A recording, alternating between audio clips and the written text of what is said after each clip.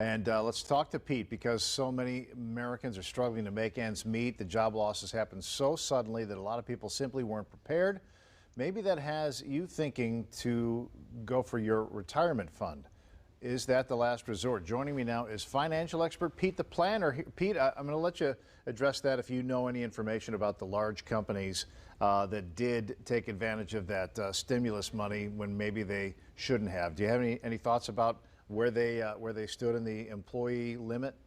I don't know other than just shuffling around of payrolls, full-time employees versus part-time employees, those sorts of things. That's just speculation, but that is my guess. Okay, well, let's get back to the using your 401k, your retirement savings to kind of fill the gaps in this pandemic here.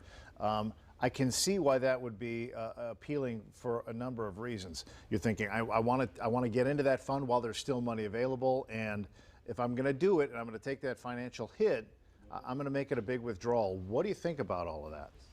Well, first I have to say, if someone's thinking about dipping into their 401k, I don't want them to do it under the mindset of, oh no, the market's going down, I need to get out. That's not where we're going with this. This is more of, hey, I need to pay some bills. The good news is the CARES Act does provide the ability for people to withdraw up to $100,000, if you have it, out of that fund, your retirement funds, penalty free. Because typically, Ray, if you take money out prior to age 59 and a half, then it's a 10% penalty.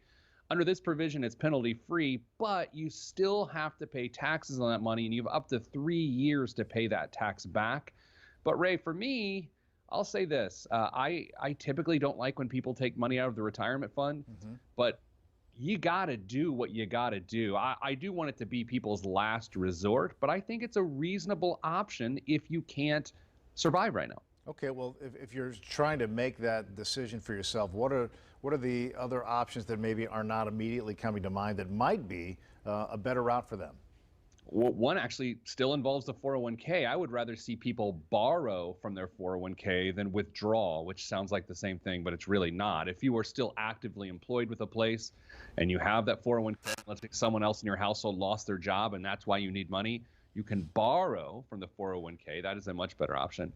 Beyond that, some levels of short-term consumer debt, credit card debt, home equity loans, I think those make more sense than a 401k. But again, not a lot of people or not everyone has access to those short-term debt instruments. That's why the money you have saved for retirement, maybe today is the day that it makes sense to use it as opposed to tomorrow, which is hard for me to say. I know. But hey, times are tough right now. Retirement day, rainy day. All right, so whether you're talking about taking out a loan, which would be the preferable option, or taking a withdrawal, how much should they take out?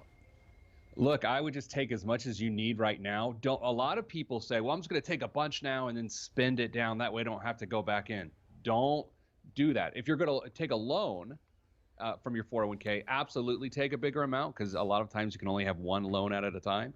But if you're just going to make withdrawals, then just take out what you need and then go back to it if you need it later. That way you don't, I don't want to say waste any money, but you don't get ahead of yourself with too much available cash flow. Pete, as always, you've given us great things to think about. We appreciate it. You stay safe, hunker down, and tell the whole family we said hey. I will. See you Monday. All right, buddy boy. Take it easy. Have a good weekend, 8/17. Let's talk about the weekend.